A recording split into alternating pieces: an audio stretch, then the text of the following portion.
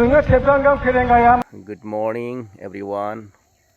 नैबे भिडिअनि गेजेरजों नोंथांमोननि थाखाय मोनसे गोनां आपडेट लानानै फैलायबाय मानोना 2025 मायथाइनि बिटिआर इलेक्शना लांगोना मोखां सफैगासिनो दं एबा खाथि मोनफैगासिनो दं। बिनिखायनो बिपिएफ दोलोआ बिटिआरनि जिनाखि बिपिएफ दोलोआ सिङाव मा थांखि लादों आरो बेसेबां थागथियारि जादों, बेसेबां सांग्रां जादों, बेसेबां जानजि खाफ्रादों आरो मा थांखि लादों, नैबे भिडिअनि गेजेरजों नोंथांमोना डिटेल्स बाथ्राखौ मिथिनो हागोन। नोंथांमोना भिडिअखौ जोबजासिम नायलांगोन।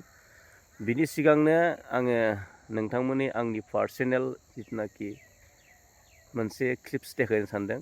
मानोना जोंनि मागो फोरबोआ सफैगासिनो दं।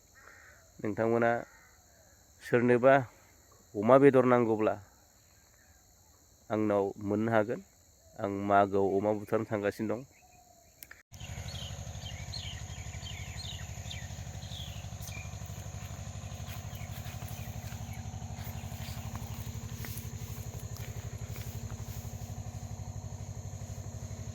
मागोआव बुथारनो गोनां अमा दं।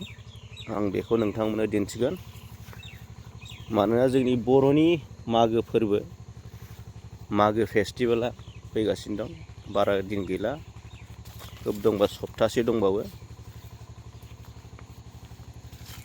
बेनिखायनो अमा मासे दं, 60 केजि 60 केजि सामथिं जागोन। दा बेखौ नोंथांमोननो दिन्थिगोन आं। बे अमाखौ मागोआव देनाय जागोन। माने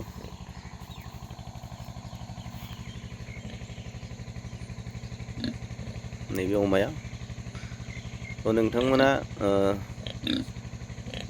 अमा नागिरनानै मोनाखैब्ला, अमा बेदर मोनाब्ला आंनिफ्राय मोननो हागोन, बायनो हागोन। नोंथांमोना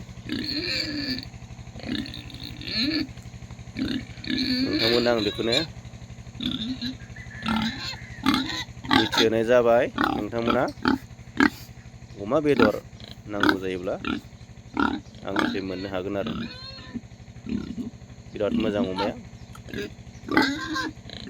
साबायखर आरो जाहाथे इसोरा नोंथांमोननि जिउआव बे बोसोराव नोंथांमोननि आसाखौ पुरन खालामो, बेखौनो आङो आनान गसाइनाव खावलायहरबाय। दा जाय हक, नोंथांमोना आगोलनि बुंनायाव मिथिबाय। दा माखासे उन्दै सान्दुङाव मिथिजाबाय। आं गोबाव बुंला। फैगौ बिसायख'थियाव जों थियारि जादो। बिथांमोना दहाय होननाय बायदि मार्च मासाव भिजन डकुमेन्टारि माबा मोनसे दिहुननो नागिरदों। नाथाय बेयो बेसेबां साक्सेस जागोन बिसोरनि थाखाय जोंहा सन्देह दं। मानोना बिथांमोना जेराव बोसोरब्रै थांबाय, बे बोसोरब्रै थांनायाव गावसोर लिरनानै लाबोनाय, सुक्ति खालामनानै लाबोनाय दफाफोरखौनो मोनसेबो मावनो हायाखै दासिमाव। एनडिपिनि केसफोरखौनो दासिमबो थिग खालामनो हायाखै।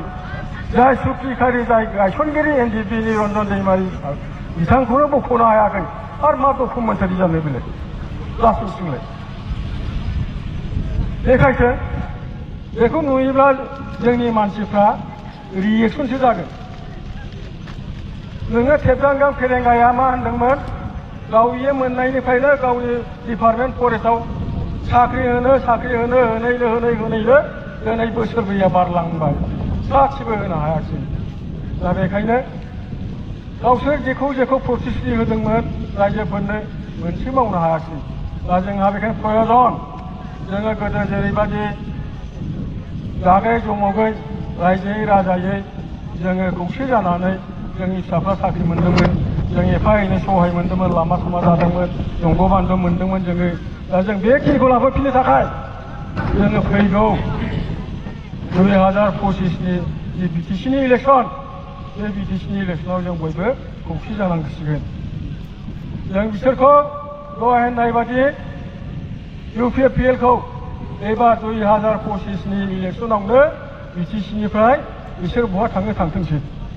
जों खिन्थु बिटिसिआव दोनला। बे समायखिराखौ जोङो लानांसिगोन। दा आङो जिहेथु नोंथांमोननि अननायावनो बे खेबनि थाखायबो आङो आफादगिरि जाबोनांबाय। बेखायनो आंबो लाबाय।